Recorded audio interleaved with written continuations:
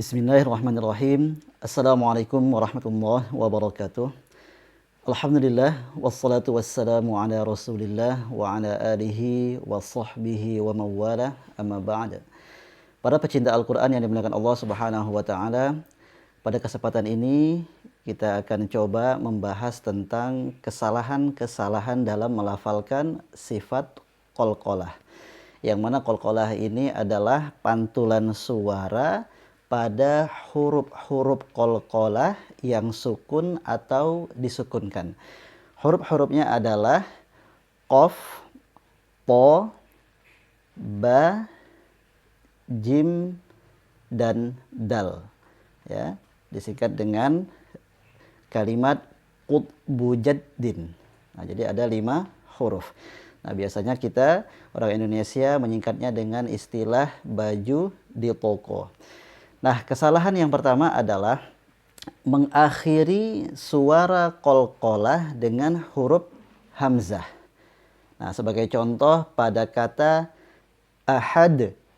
Nah, jika dibaca dengan ahad, ahad, ya, di ujungnya ada suara hamzah d. Nah, maka itu tidak tepat.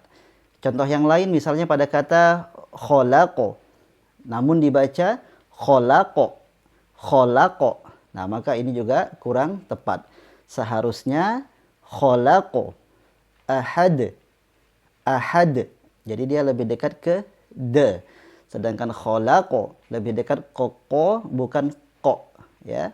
Jadi qalqalah ini pantulan itu seperti menyebutkan setengah harokat. Lalu kesalahan yang kedua dalam melafalkan sifat qalqalah adalah memutuskan suara qalqalah dengan huruf setelahnya. Nah, ini biasanya terjadi pada qalqalah sughra, yaitu ketika kita wasol di huruf qalqalah tersebut. Misalnya pada kata at'amahum. Nah, namun kita baca at'amahum, at'amahum. Nah, ini tidak boleh, seharusnya at'amahum. Nah, contoh lain pada ayat lam yalid wa lam yulad. Tidak boleh dibaca lam yalid wa lam yulad. Ya, terhenti di yalidnya. Seharusnya lam yalid wa lam yulad. Ya.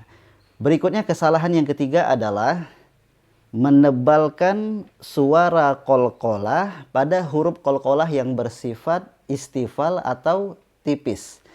Nah, lalu kadang juga menipiskan suara qalqalah pada huruf qalqalah yang bersifat isti'la atau tebal. Nah, contoh menebalkan suara qalqalah pada huruf yang tipis, ya, pada huruf atau pada kata Ibrahim. Nah, namun dibaca Ibrahim, Ibrahim, maka ini kurang tepat. Seharusnya banyak ditipiskan Ibrahim. Nah, jadi awas jangan sampai terpengaruh oleh huruf ro yang tebal setelahnya, ya.